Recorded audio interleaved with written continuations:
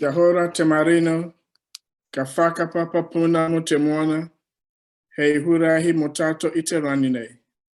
Aroha atu, aroha mai. Tato ia, tato katwa.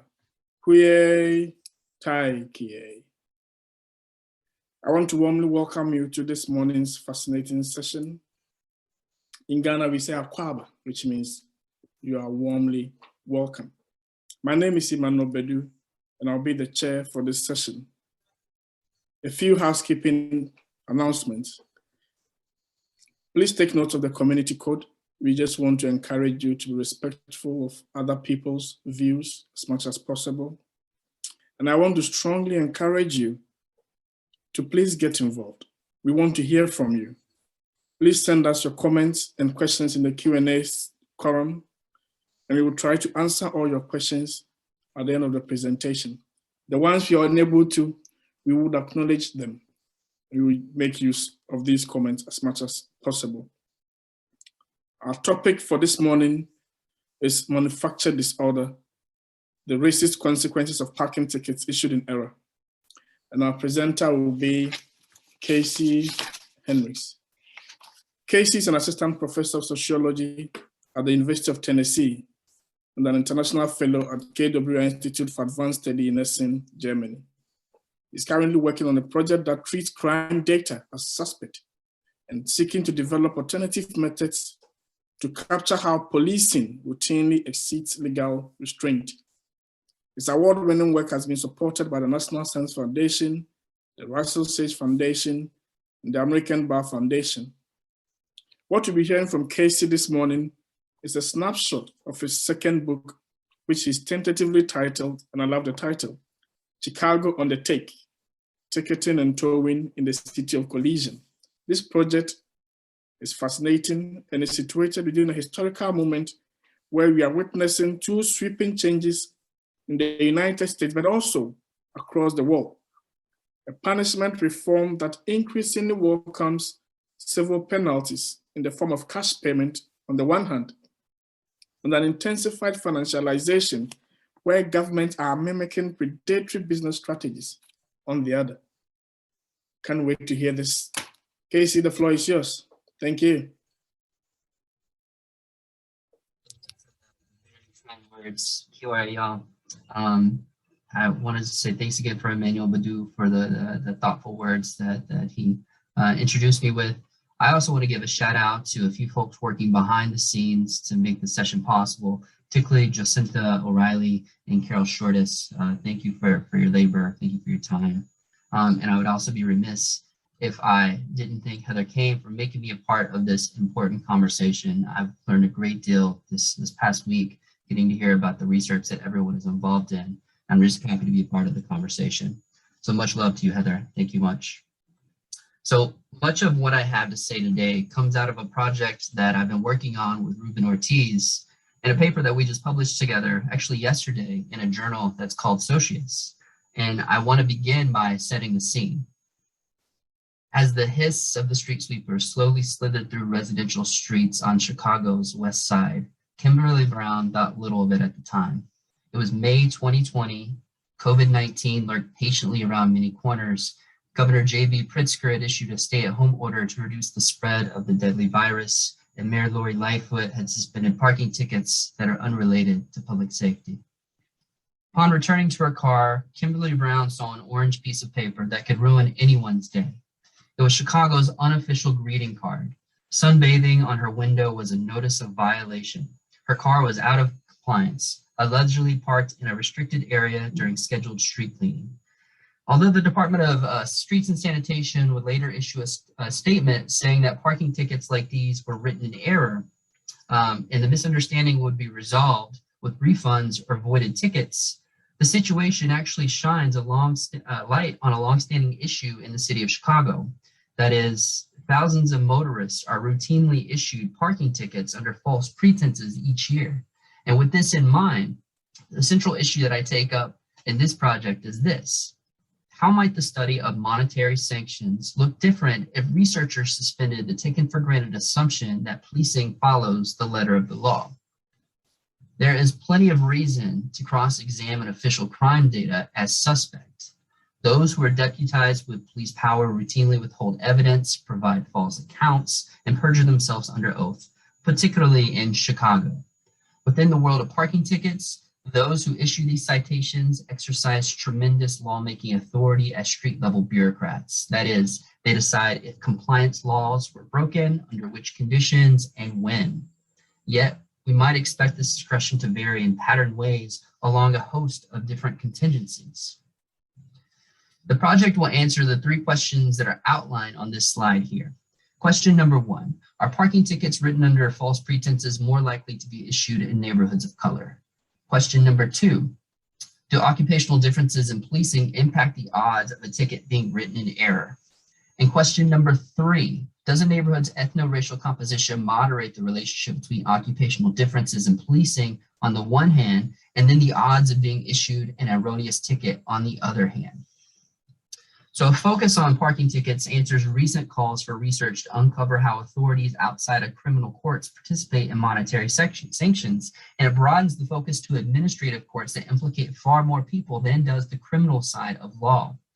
Whereas the Cook County State's Attorney's Office, for example, refers just under 500,000 cases for criminal prosecution each year, the city of Chicago annually issues about 3 million parking tickets within a jurisdiction less than the county population. Furthermore, the number of parking tickets is frequently more than 20 times the order of yearly traffic stops that are documented by the Chicago Police Department. Why is this number important to stress? It's important to stress because many respected scholars, from Charles Epp to Frank Baumgartner, have described traffic stops as the epicenter for police encounters. So in bringing up these numbers, what I wish to do is center the topic of parking tickets to recalibrate what we know about the perniciousness of monetary sanctions and capture a much more modal experience among the population. Now let me return to the 3 research questions that I have and outline what hypotheses I will be putting to the test.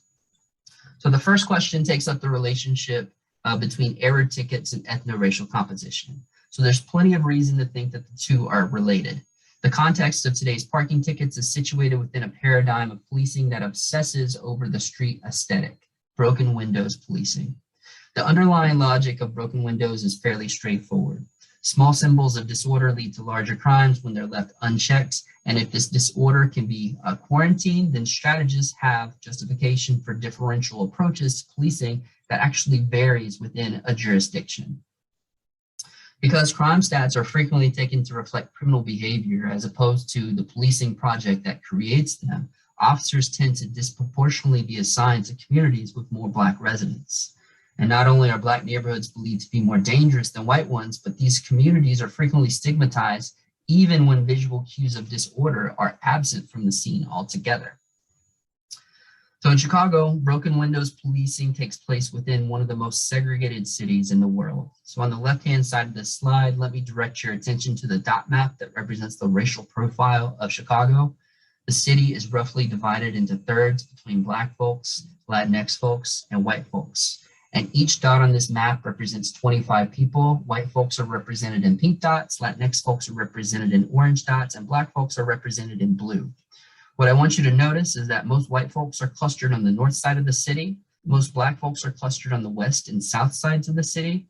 And then you'll see the orange dots that are scattered through the southwest and northwest sides of the city. That's actually where most Latinx folks live. So to formalize my hypothesis for question 1, the expectations can be stated as follows. The odds of receiving an error ticket will increase as a neighborhood is comprised by proportionally more Black residents. Now to research question number 2. Are patrol officers more likely than parking enforcement officers to write tickets in error? For 2 reasons, I suspect that the answer is yes. The first reason is that patrol officers generally disparage tickets as menial work often reserved as punishment for rookie police officers or incompetent officers who just aren't that good at their job. Drawing from police scholar Egon Bittner, I want to suggest that such low valuation of the work can actually have negative consequences for on-the-job performance among patrol officers, especially relative to parking enforcement officers whose whole vocation is defined by writing tickets and writing tickets alone. The second reason I suspect patrol officers write more error tickets has to do with the hierarchy of autonomy. Patrol officers answer to the Chicago Police Department. Parking enforcement officers answer to the Department of Finance. So in a context where Chicago's Fraternal Order of Police routinely insists through collective bargaining to be free of any external oversight as a condition of employment, patrol officers enjoy a prerogative power that allows them to operate beyond a higher point of legal restraint relative to parking enforcement officers. So now that I've stated the two reasons why I think patrol officers are more likely to commit ticketing error, let me specify one qualification. Some ticketing patterns may be traceable to a small fraction of rogue agents, quote unquote, bad apples, if you will. Whether disparities between patrol officers and parking enforcement officers are robust to these extreme cases is a question that I take up in the models to come. Formally stated, the second hypothesis is as follows. The odds of receiving an error ticket will increase when issued by a patrol officer relative to a parking enforcement officer, even when high disparity officers or bad apples are held constant. While my first two hypotheses anticipate that error tickets are more likely to be issued in neighborhoods with more Black residents and by patrol officers of the CPD, let me also suggest that there may be a crossover interaction at play when you consider the relationship between Latinx neighborhoods and parking enforcement officers. So much of Chicago's undocumented population resides in just a handful of predominantly Latinx communities that are known for welcoming immigrants. What you're seeing on this slide here is an iconic mural that's titled The Declaration of Immigration that's located in the Pilsen neighborhood of Chicago, a space known for welcoming people of Mexican origin. So to the extent that parking enforcement officers work in a revenue maximizing capacity, they can actually leverage a political environment that fosters a lurking threat of deportation to their occupational advantage. Many of the drivers within Chicago's predominantly Latinx neighborhoods in particular can be seen as non-constituents with little recourse against error tickets, making their money ripe for the taking by parking enforcement officers whose main purpose is to maximize revenue. So to formalize my third and final hypothesis, it can be stated as follows. The odds that error tickets are written by parking enforcement officers relative to patrol officers will increase as a neighborhood is comprised by proportionally more Latinx residents. So while the main goal of this project is to understand the relationship between error tickets, ethno-racial composition, and occupational differences in policing, let me also acknowledge that ticketing patterns can be impacted by a host of socio-spatial factors. Parking restrictions can differ between residential and commercial districts. Some neighborhoods experience higher parking demand because of nearby schools, hospitals, the lakefront, tourist attractions, and so on. And the point that I want to make in drawing attention to these features of the built environment is that the built environment proscribes what ticketing practices are possible. And these kinds of spatial conditions are accounted for in my models to come.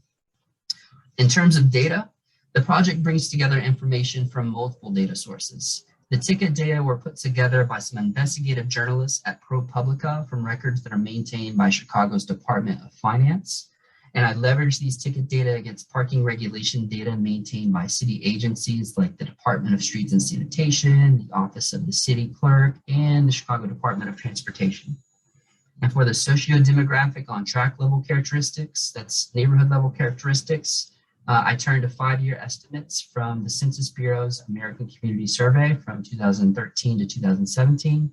And a control for features of the built environment, I used data from a host of different sources that are indicated on this slide here. Now, specifics for the variables that I modeled, as well as how I went on to measure and operationalize these variables, are outlined on the right-hand side of this slide. And if anyone has any questions about data or measurement, I'd be happy to address these further during the Q&A. But now I want to speak to the issue of why Chicago as a case study. So Chicago is a place that has long led policy change later adopted across the world in terms of monetizing its street networks and expanding regulatory enforcement. And in a large part, these patterns were amplified on the watch of former mayor Richard M. Daley. As soon as Daley took office, he actively sought out new money to offset traditional revenue streams. And in 1992, in a meeting with Chicago City Council, Daley made his agenda explicit whenever he stated the following. He said, there's a limit to what we can ask of local taxpayers, and that's why we're putting even more muscle into the collection of fines and fees. And this is when you see the explosion of ticket revenue in the city of Chicago and the growth of fines and fees more generally. So when we track all the revenue that the city collects from fines and fees, census data actually show that these sanctions have grown by about 300, in fact, more than 300% since Daley first took office, and that's even holding inflation constant. And let me say that this growth trend has persisted even in the face of population decline in Chicago. Chicago has actually lost about 14% of its population since the late 1970s. As much as $321 million was generated from fines and fees in the year 2017 alone. And to give this figure some context, that's 4% of total revenues that were collected by the city. It's about $40 million more than what the city generates from its local sales tax. And it's $321 million more than what Chicago collects from a city income tax, a corporate tax, or a business head tax, as the city actually doesn't collect any of these forms of revenue. Now, with everything that I've said so far, I don't want to leave you with the impression that Chicago is profiting hand over fist from these fines and fees. I actually don't think that's the case, because so much of this money actually cycles right back into the system for its own maintenance. And you can't talk about the maintenance of Chicago's ticketing regime without also talking about how these services have been privatized through some costly corporate contracts. And can't talk about privatization and parking in Chicago without also talking about IBM. So Chicago partnered with IBM in 1998 to provide a centralized real-time records keeping system. Tickets would no longer strictly be handwritten, but issued with handheld computers. These computers would provide access in real time to a data processing system that could match the make and model of ticketed cars with different license plates numbers. And they were also equipped with cameras to capture photo evidence. And just 2 years after taking over the city contract, IBM's system enabled Chicago to boot on average 1,000 cars per week compared to just 600 under the old system. And the number of tickets peaked at about 3.7 million tickets per year. The city of Chicago now pays IBM $18.8 million per year for its system. And I should mention that when IBM landed the Chicago contract, the company made a promise to reduce the number of bogus tickets issued by the city, tickets just like those that were issued to Kimberly Brown. So, keeping these developments in mind, this project looks at ticket data that spans the current contract between Chicago and IBM, and it looks at citation practices that cover a 6-year span from August 1st, 2012, the start date of the current contract, to May 18, 2018, which is the stop date, the most current data that I have from ProPublica. And the study identifies 7 different types of violations that specify circumstantial conditions of noncompliance.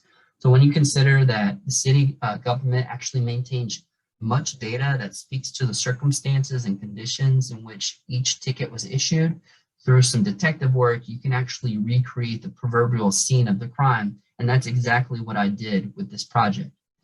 In other words, a novelty offered by my research design is that it doesn't defer to officers and accept without question their definition of the crime situation. I suspect that there could be, and often is, a mismatch between what officers record as infraction and the corroborating evidence available to contradict their claims. So, what this project does is answer a series of questions that are just like the questions that are listed on this slide. So to verify if a snow route ticket was issued when there was actual snowfall accumulation, for example, I turned to records from the Department of Streets and Sanitation that document when plows were operated.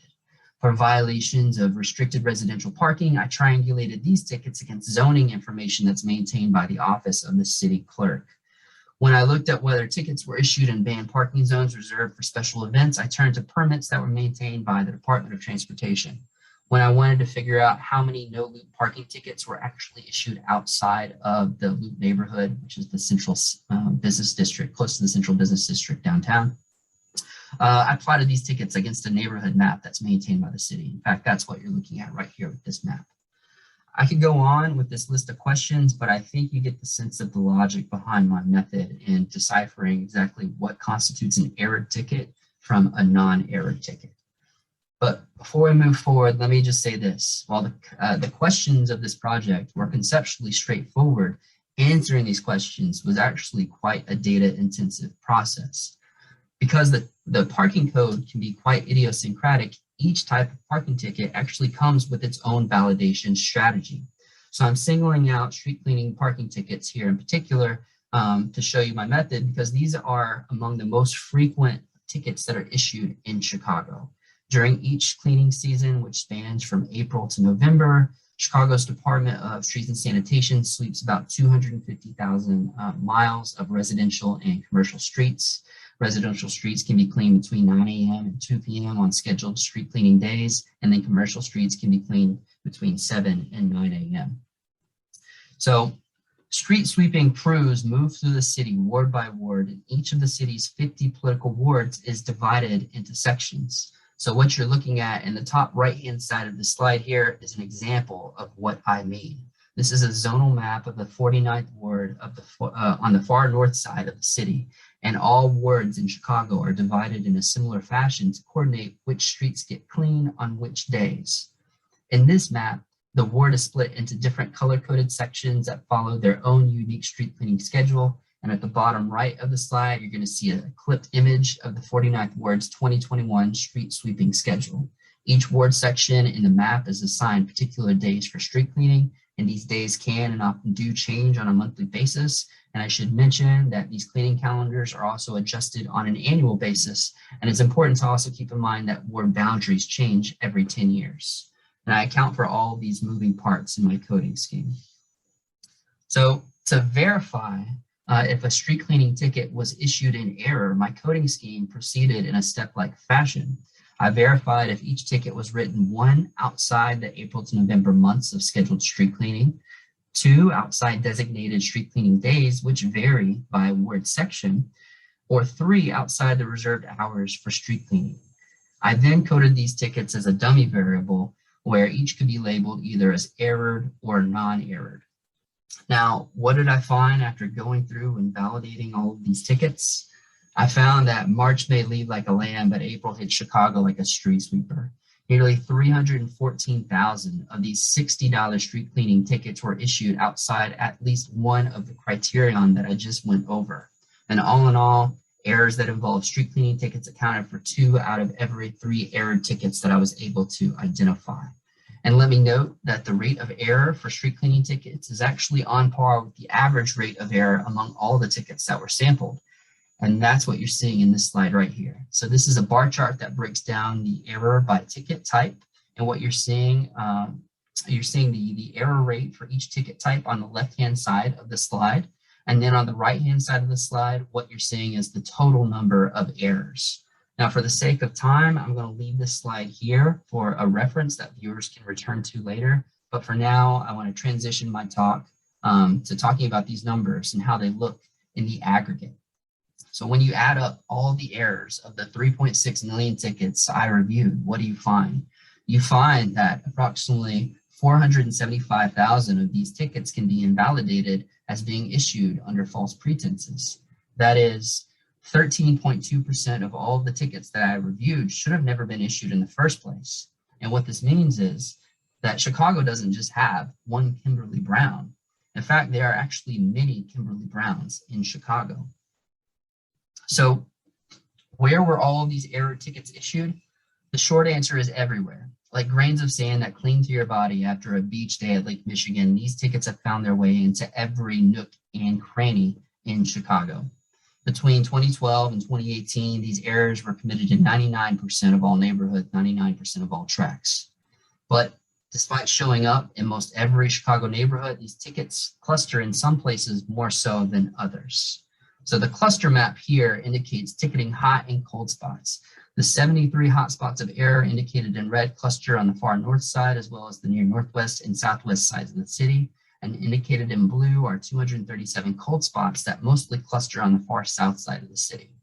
Now, I want you to keep this ticking map in mind as I walk you through the multivariate analysis, the subject to which I now turn. So I follow a turnkey procedure of hierarchical logistic regression that proceeds in 3 steps, starting with an empty model to confirm whether multi-level models were necessary. The empty model answers the question of whether tickets cluster at higher units of analysis. And after running this model, I'm confident that the answer is yes. The data cluster at both the track and officer level based on the inter-class correlations that are shown here. Track differences account for 20% of the variation in error tickets, while the track officer differences account for 79%. So now that I've confirmed that multi-level models are appropriate, I'm going to specify some intermediate models for you, the random intercept and fixed slope model, and the random intercept and random slope model. So what you're seeing in the slide here are results from these models visualized as a forest plot. And the points plotted here are odds ratios, and any measures not dummy coded are standardized in z-scores. So by measuring the cross-level effects, I take up the first research question: are erroneous tickets more likely to be issued in neighborhoods with more Black residents? My hypothesis suggests the answer is yes. The random intercept and fixed slope model confirms that there is a significant relationship between error tickets and % Black. It's just not in the direction that I anticipated.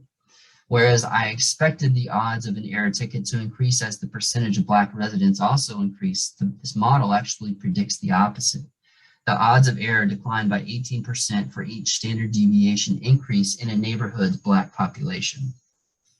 So how are we to make sense of these findings theoretically?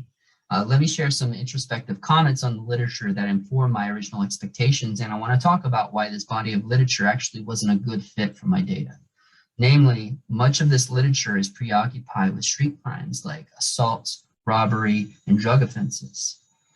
Because parking tickets are more of a regulatory affair than a moral affair where violations are distanced from racialized threats to safety, I want to suggest that their attendant policing strategies actually have great potential to democratize the dispersal of discipline beyond the usual suspects of crime control, and this includes majority white communities.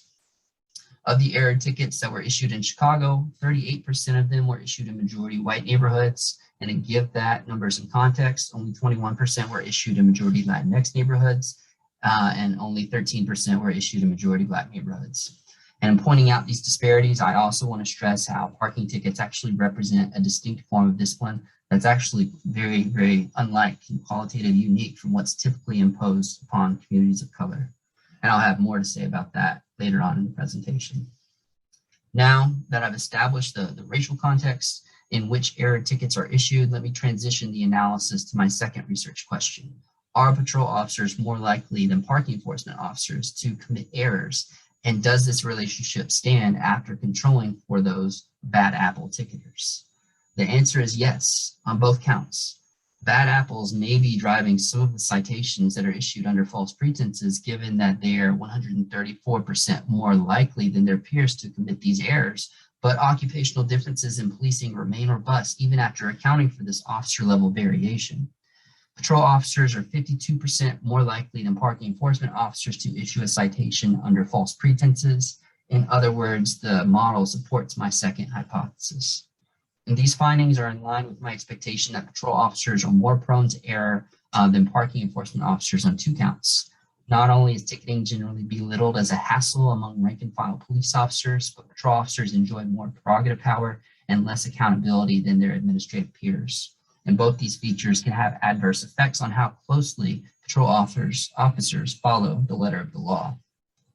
So for the next step of my analysis, I take up the question of whether the relationship between policing and erroneous tickets varies across neighborhoods. So when I relax the assumption of a fixed effect and allow the effect of policing to vary by higher units of measure, I actually find that the model offers a better fit for the data.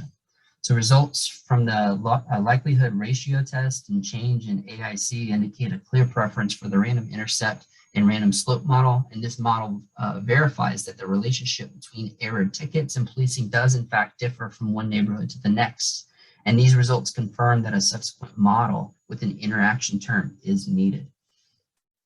The final model includes a cross-level interaction term to determine whether variation in Latinx representation explains some of the occupational differences between patrol officers and parking enforcement officers in their odds of writing an error ticket.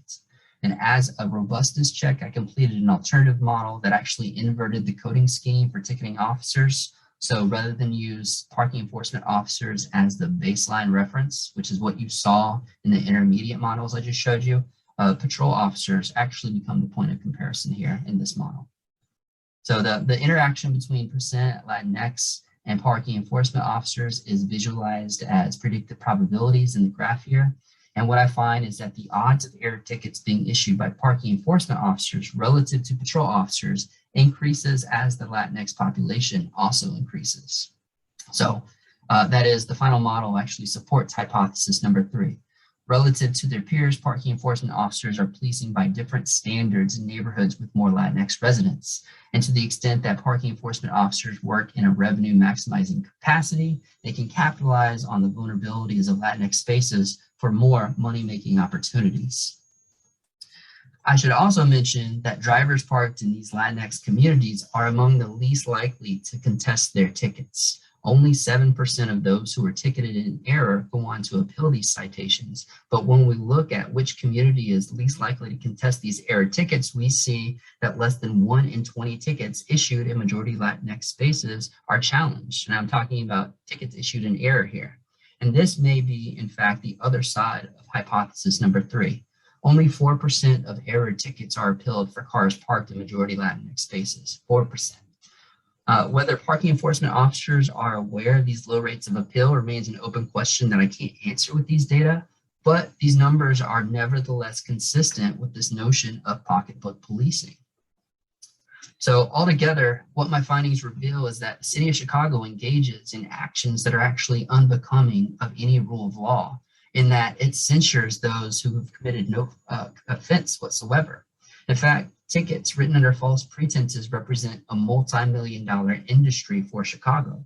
They generated $27.5 million in revenues during the 6-year timeline that I reviewed, and another $8 million remains as unsettled but leverageable debt with no statute of limitations in the state of Illinois.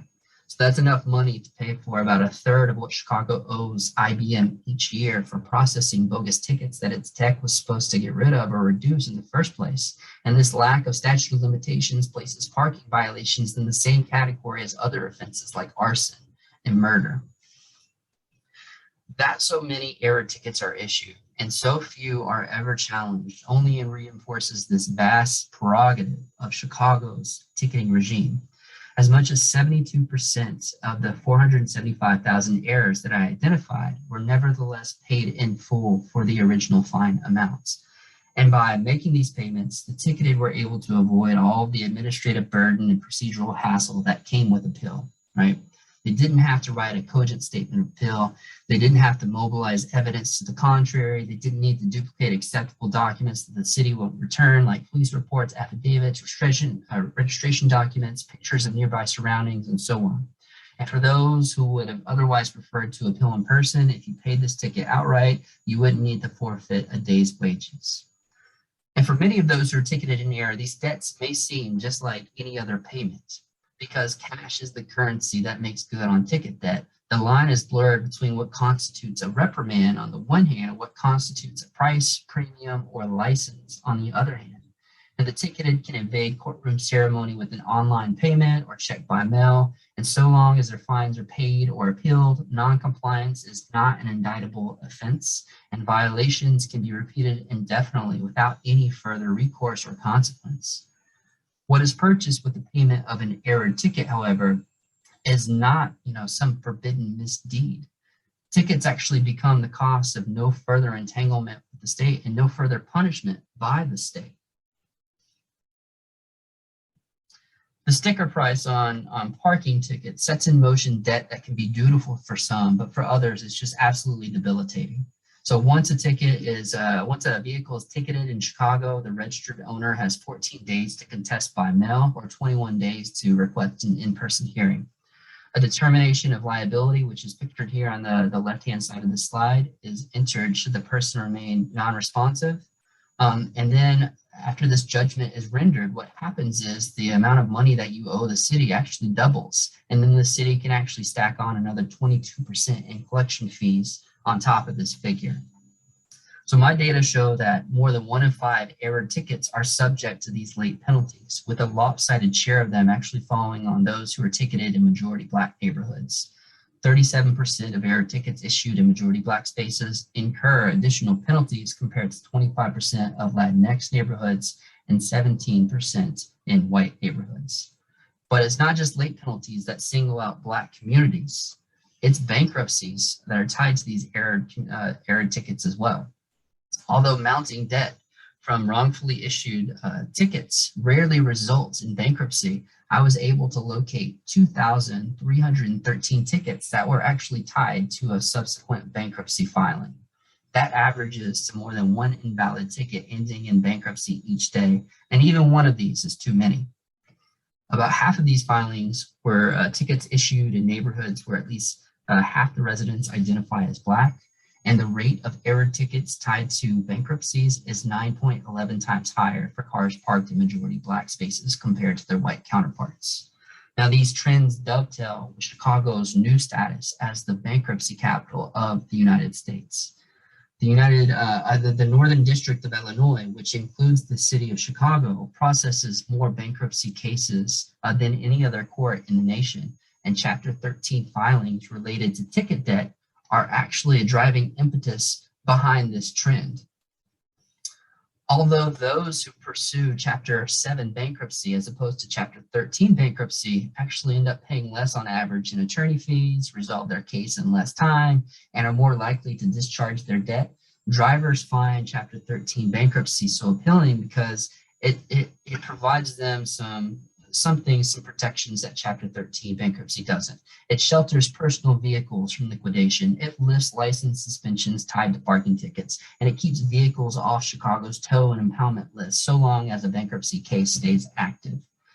And even though the odds are stacked against Chapter 13 filers, there are structural incentives baked into the system that lead bankruptcy attorneys to steer their clients down this road anyways. Payment plans on Chapter 13 bankruptcies can be arranged so that these lawyers actually get paid before anyone else, even those debts that actually cause someone to declare bankruptcy in the first place. Chicago-based law firms like Debt Stoppers or Peter Geraci Law, which is pictured here in this slide, take on these cases for zero money down and a flat $4,000 in fees. And these two firms in particular that I've singled out represent more than half of all Chapter 13 bankruptcies in Chicago's bankruptcy district and 80% of Chapter 13 filings among Black residents. So what this means is that Chapter 13 filers can actually pay thousands of dollars towards their bankruptcy case without ever lowering the principal balance on the original debt that caused them to file bankruptcy. And should the case not end successfully, and who are we kidding, the odds are stacked against them to end successfully, given the discharge rate, much of the original debt that caused the bankruptcy is still going to stand. So what makes error tickets and all the racially unequal harm that they cause all the more insidious is the legal process that actually goes on to legitimize them. Occupying the lowest legal echelon, parking tickets are basically adjudicated in courts of convenience where procedural safeguards are relaxed and have less traction. There is no custom to scrutinize, let alone challenge, ticketing allegations with systemic attention, and the mere issuance of a ticket substitutes for evidence in these courts. Because drivers can be sanctioned without verifiable cause, the meaning of noncompliance is redefined, if not perverted altogether, since parking tickets are decoupled from any cooperating and supporting evidence. So what all this means is that even innocence becomes irrelevant for the many people who are ticketed under false pretenses in Chicago. But I don't want to end on a down note. The current contract between the city of Chicago and IBM, the same partnership that was supposed to reduce bogus tickets that I identified with Kimberly Brown's vignette at the beginning of the presentation, this contract is set to expire in July of this year. And with that uncertainty of renewal brings a certain possibility for change. And I can't stress that point enough, so I'll say it twice. With uncertainty brings possibility. What Chicagoans need right now, especially Black Latinx Chicagoans, is a validation workflow that verifies the pretenses of tickets otherwise issued in error, if not some form of reparations to go with all these bogus practices of predation that the city of Chicago has engaged in. And as the current contract with IBM nears its expiration date, I can offer 475,106 reasons why the city needs to rethink its ticketing practices. Thank you.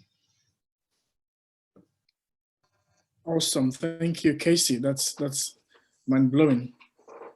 Those figures really shed a lot of light on what is hidden or we don't really know. Just want to sort of read this quote from one of the our participants who just shared this with us.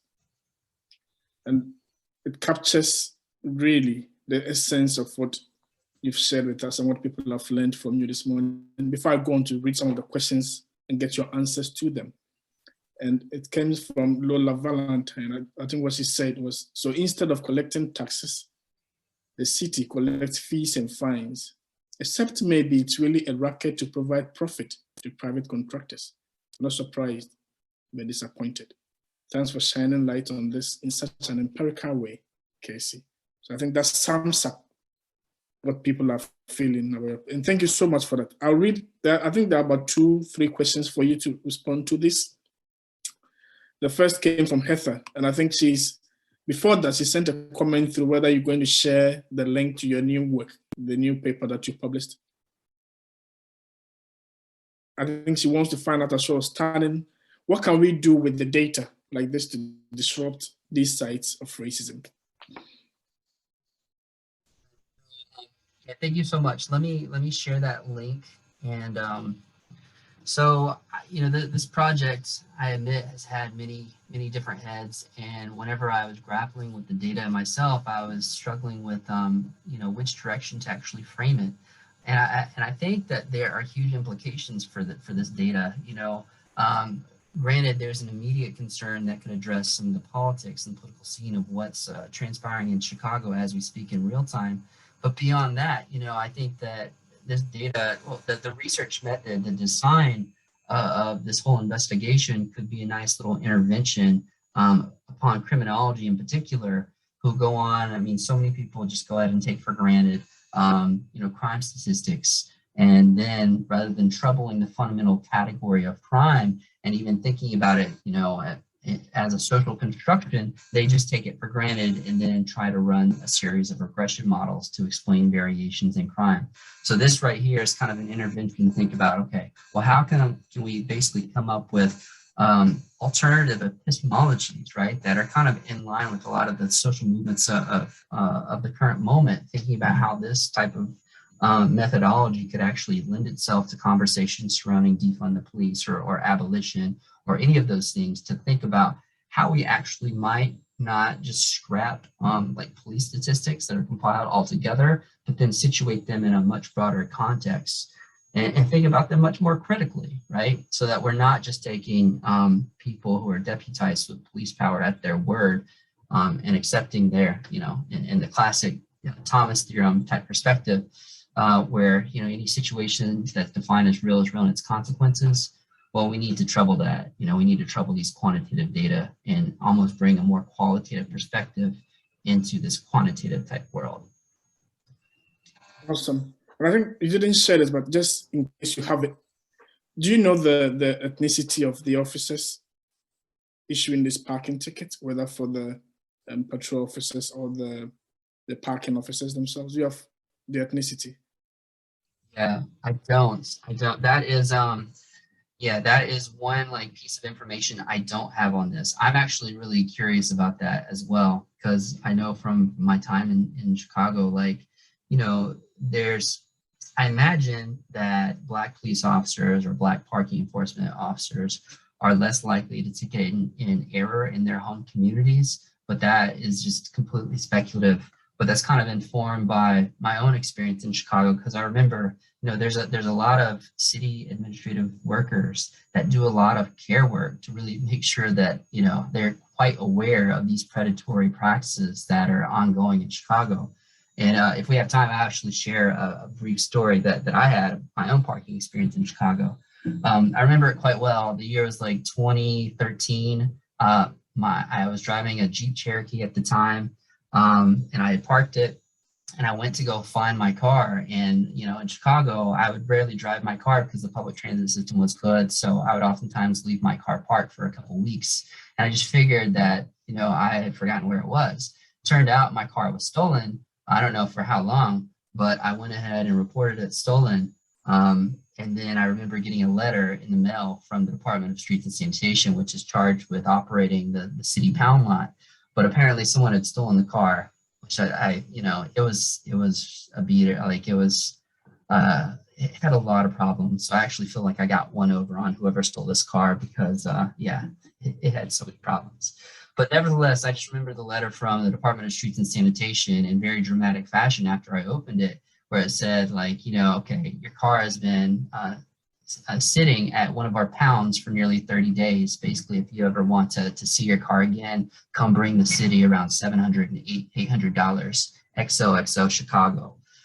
But I remember like getting that letter in the mail. And the thing is, like in the city of Chicago, for folks who have their car impounded, the Department of Streets and Sanitation will send you a certified letter in the mail, which means that you actually have to sign for the letter whenever a postal worker delivers it to you.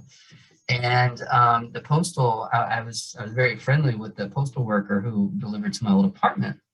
And she just said, Kasey, I'm not sure if you want to open this, because if you do open it, like automatically that actually sets in motion a clock where the city gives you 18 days, where if you don't claim it, your debt will still stand, and then they'll sell off your car at scrap value. Like I was able to actually find my own car in this data set.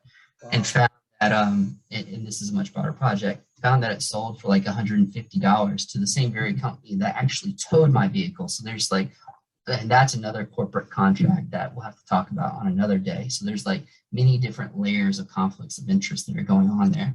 But getting back to your original question, Emmanuel, you know, the postal worker did some serious care work, and she was like, Kasey, seriously, I know what's in this letter. I deliver hundreds of these like every day. You probably don't want to open this because once you do, it sets in motion that clock that she knew all about. And in some ways, she was trying to protect me with that. So I imagine, you know, there's one study that I want to do with this project that tries to conceptualize and bring back into the picture this notion of dirty work, but talk about how, you know, you have like from postal workers to parking enforcement officers who know about all of these practices of predation, but still are able to leverage their position in such a way where they have small acts of resistance. I'm really interested in conducting a set of interviews that kind of get at that subject. But to your point, Emmanuel, no, I don't have the racial breakdown by these officers, and I really wish that I did. Cool. That'll be awesome to know as well. But there's another question. I think I'll run through these questions. So there's another one that's asking you whether there's a push to end the ticketing regime in favor of taxes or any other solution. If there's anything like that you're aware of. Yeah. So in Chicago, there's been a lot of movement, you know, and a lot of people on the ground who've been organizing around this issue for quite some time. And they've made some headway in some reforms, you know, like just a few years ago, there was a law passed where no longer will you have your license suspended for outstanding ticket debt, which was huge, absolutely huge. They also like set up payment plans for, it used to be if you had your car impounded and you wanted to get it back, the city would say, okay, you can basically pay like half of what you, 25% or half of what you owe, or have like $1,000 up front. Either one will get your car back. But either way, like poor folks didn't have that money to get their cars out. So what the city did was basically set up installment plans, which is still very problematic, right? I mean, we might think of that type of solution as a reformist reform that actually doesn't address fundamental problems, but just actually makes them a little more perverse. But yeah, there's people who are calling for an end to the ticketing regime.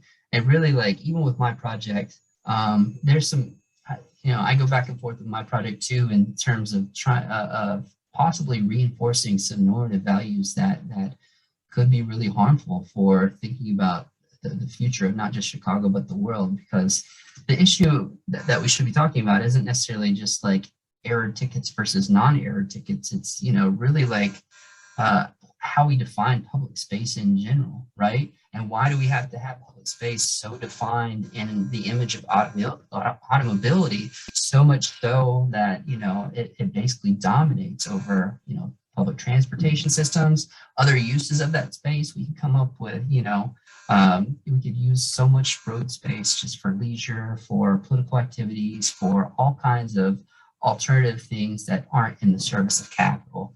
that's kind of where we are. But there's a lot of groups in Chicago on the ground doing the work who are trying to achieve that. So, yeah. No, that's really good. So, have you shared this findings with the Chicago police? No, so this project, it was just published yesterday in Socius. I shared it. If you haven't gotten a link, I'll send that again shortly. I haven't presented this to the CPD, largely because I'm not really interested in having them as my audience. To be honest, I would much rather speak to the people who are impacted by this. I would much rather speak to several of the lawyers who are in Chicago who have a reputation for doing collective action suits for making sure that, people who have been hurt and impacted by these practices have some form of restorative justice. Talking with the police, I think that if you engage the police like that, you might actually end up legitimizing their role, where I think that this project is about doing the opposite of that. Awesome. So I'll read this comment here. I just chanced on this. I think it's coming from Jenna Jacobson. And Jenna says, amazing. I went through an experience of getting wrongfully ticketed by Auckland Transport due to the sign area not being clear. I disputed this ticket and I still felt I wasn't heard. But to go further, I will need to pay court costs of in excess of $350 plus, but the ticket cost was $25, making it impossible to actually properly get heard. I ended up paying the $25. Parking location in low socioeconomic people of color area in Auckland. They always have parking wardens on that street, literally predatory behavior. So sort of someone sharing the experience that's quite similar to what you're talking about in that presentation. I don't know whether you want to talk about this or you want me to go on to the next question. I love that point right there because it is so salient. I'm not one of those people that's like, hey, the reforms that we need to pursue are more proceduralist in nature, and we need to have people's due process rights respected, because I think that actually doesn't address some of the more fundamental problems that are at stake here and power issues.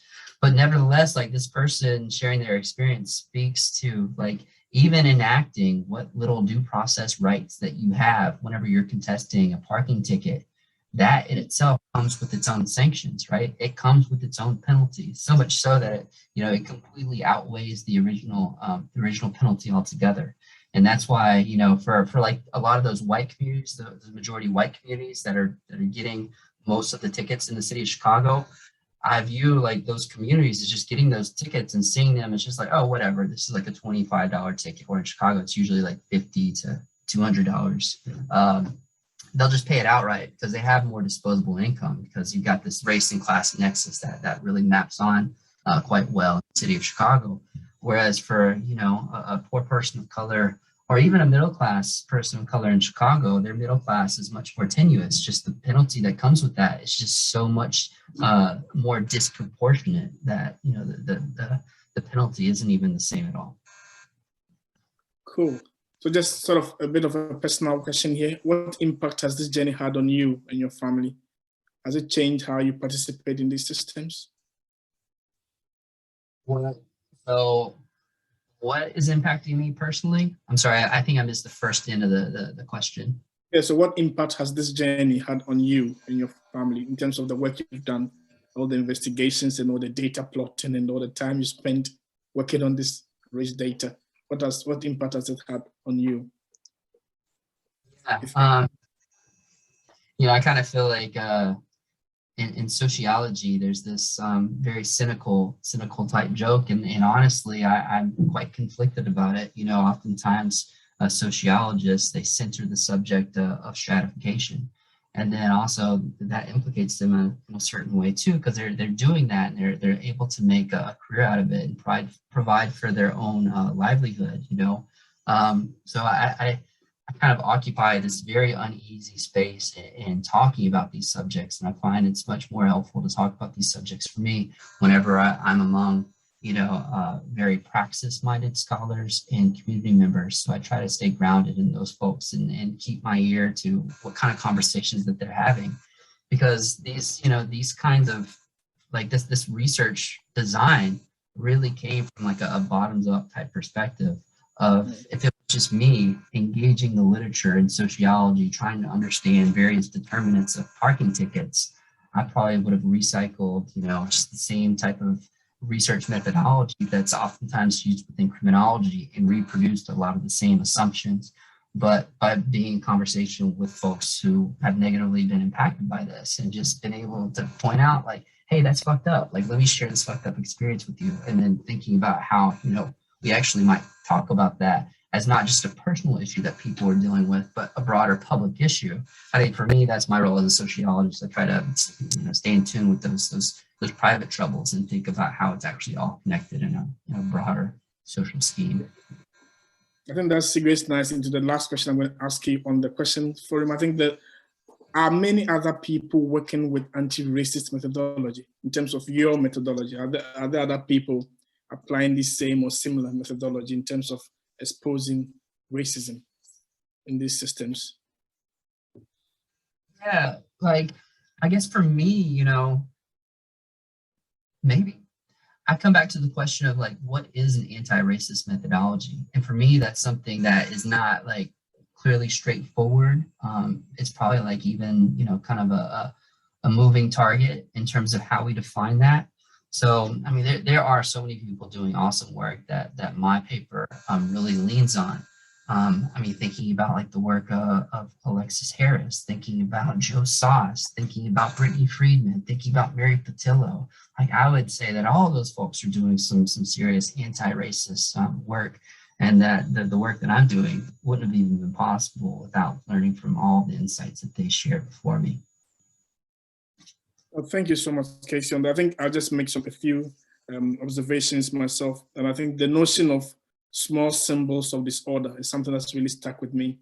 And the idea that these small symbols of disorder that could lead to larger crimes, and in the perception that if we leave these unchecked, and the idea that policing has to be sort of strengthened and sometimes becomes overbearing in those communities, quite fascinating for me. And to look like what you just told us about, 13.2% of tickets were issued, and that's a lot. You're looking at over 1 in 10 of every ticket that's issued is in error, and over 72% of these tickets were paid in full. And that tells you the burden that could have on people who are paying these tickets, and the idea of the powerless, when people are powerless and people are unable to sort of challenge these things. And not just that, I mean, the process and the legal structure, the systems you have to sort of jump over to get these challenged and all of that. And the burden that puts on people, that's fascinating for me as well. And again, I like your quote, innocence becomes irrelevant for the many people who are ticketed under false pretense, because your word is against the ticket that's been issued against you, and having that opportunity to even challenge them. And being mindful of, you talked about the Latinx communities, where people sometimes may not be fully recognized in the communities they live in. And you wouldn't want to sort of put your head up and be seen by the systems themselves that you're running away from. And so it puts in perspective clearly for us in our communities here. And I think it's something we have to take up and maybe explore a bit more across our own cities in New Zealand. So thank you so much, Kasey. I really would want to acknowledge you for your time and for sharing such an insightful presentation to us. We've really enjoyed it. I think it set us up all thinking on a Sunday, bright Sunday morning. It's sunny here today. I don't know about Chicago, but it's bright and sunny, and it's going to lead into the most beautiful conversations in our homes, on our tables, and all of that. And I would like to also thank all the volunteers, all the people who are working hard behind the scenes to get this program to every one of us. We'd like to thank our partners as well. There are many of them, 40 of them, and we do really appreciate their support. And I want to remind people to please join the Pichakucha event, which is still ongoing. Please sign up and be part of this. And please note that a recording of this will be uploaded on YouTube. So for those of us who missed out, feel free to join later. And for those of us who want to join, there's an ongoing Facebook discussion on the Te Tiriti Futures Anti-racism Facebook page. Please join, share your views, share your opinions. We really want to hear from you. I just want to end off with a kadeki as I started with one, and just to say that may Mother Earth become, may our guiding spirit become, may our ancestors bless us and become, may our thoughts and discussions today bear fruit and be a light to the path of the generations to come. And so it shall. Thank you so much and have an awesome day. Thank you, Kasey.